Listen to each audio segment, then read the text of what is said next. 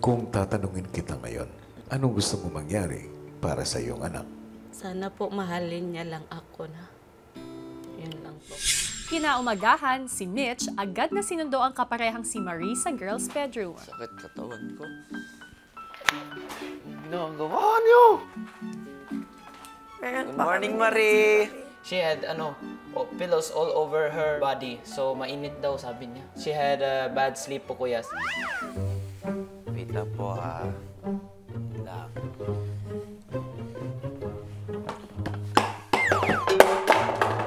Alright.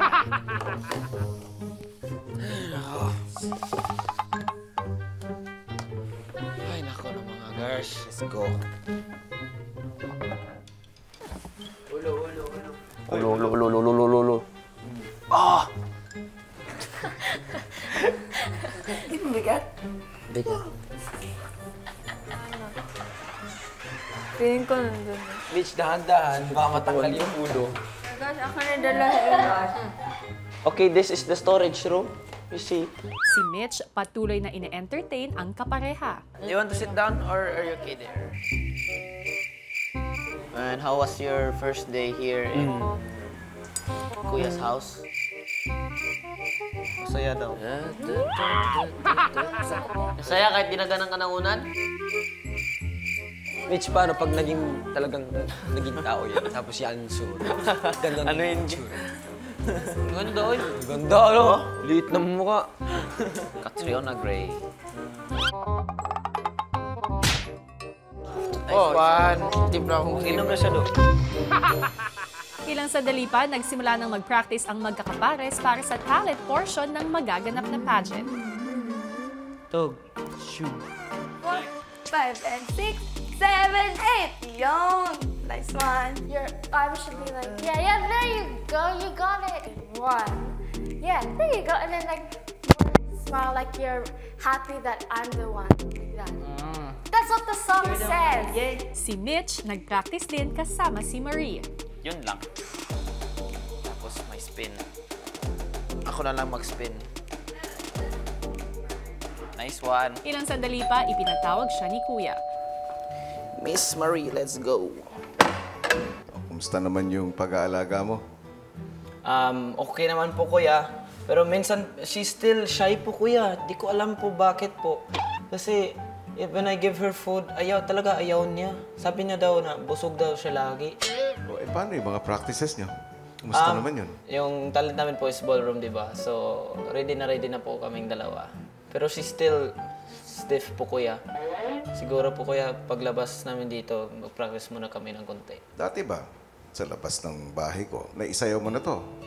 Actually po kuya,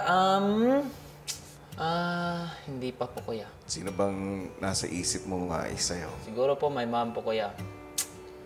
To also give her opportunity to experience dancing. Kasi po kuya, actually, I never saw her dancing. Kaya naman nandyan si Marie. Sabi mo kanina, gusto mong mag-practice pa kasama si Marie. Opo kuya. Ng sayaw. Mitch, Yes po. bibigyan kita ng pagkakataon na magawa mo ito. Na masayaw mo pa si Marie, bibigyan din kita ng isang special task. Alright. Para sa special task mo, Mitch, kailangan mong umikot sa swimming pool ng 88 beses habang sinasayaw mo si Marie. Pag nagawa nyo ito, magkakaroon kayo ng special advantage doon sa gagawin yung presentation sa pageant. Kaya dapat galingan nyo. Opo. Yes po. Habang naghahanda si Mitch, hindi niya alam sa confession room ay kausap na ni Kuya ang kanyang mommy Nina. Magandang hapon po kuya. Maligayang pagdating sa aking bahay. Salamat po kuya. Kumusta po ba si Mitch bilang anak? Yun po, ano naman siya, yung mabait naman po siya, yun lang. Yung narinig ko po nung Lunes na yun hindi ko po kaya sasabihin ngayon. Siyempre dati hindi kami talagang close sa parents ko. I don't feel their love. Tapos, the more I don't feel their love, I become more parang bad boy. Kasi ho, nung maliit pa ho, yan siya. Makulit talagang bata yan. Hindi talaga siya marunong makinig. matigas ang ulo ho. Tapos tiniis ko lang ho. Kaya ho kami nandito sa Pilipinas para po mapaglapit yung loob namin. Kasi kulang ho kami ng kontak sa isa't isa ho. Wala akong oras sa kanya.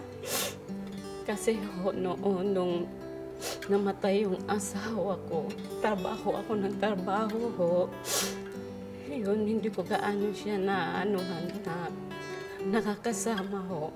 Kuya, kulang lang ho sa pag-aalaga ko siguro. At paglipat nyo rito sa Pilipinas, paano unti-unting nabago ang samahan ninyo mag-ina?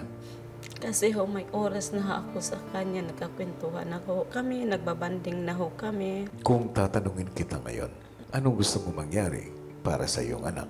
Sana po mahalin niya lang ako na. Yun lang po. Nina, dito sa loob ng aking bahay, nakita ko kung gaano nagsusumikap si Mitch para magbago.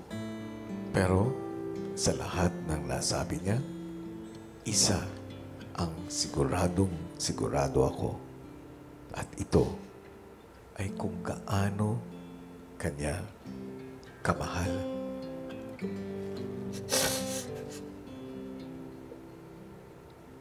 Kung gaano niya gusto na makabawi at humingi ng tawad sa iyo. Ngayon, mayroong karagdagang task si Mitch. Kapag nagtagumpay siya rito, makakasama mo ang iyong anak. Makikita mo siya at makakausap. Pero higit pa rito, matutulungan mo siya sa darating na pageant. Dahil ikaw, Nina, Po. ang magiging kapartner niya